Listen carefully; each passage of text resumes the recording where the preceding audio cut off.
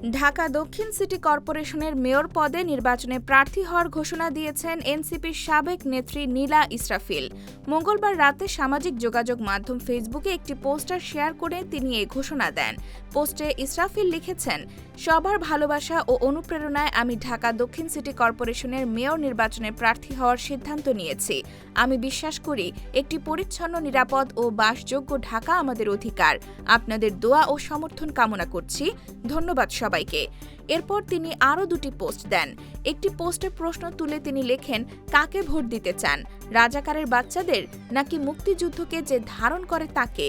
অপর পোস্টে তিনি লিখেছেন, আমি স্পষ্টভাবে বলতে চাই, ঢাকা দক্ষিণ সিটি কর্পোরেশনকে আমি একটি শৃঙ্খলাবদ্ধ, স্বচ্ছ এবং উন্নত নগর হিসেবে গড়ে তোলার চেষ্টা করব। পাশাপাশি আমার নগরী থাকবে রাজাকার মুক্ত, কথা দিলাম। জুলাই আন্দোলনের সক্রিয় নীলা ইসরাফিল যোগ দেন এনসিপিতে।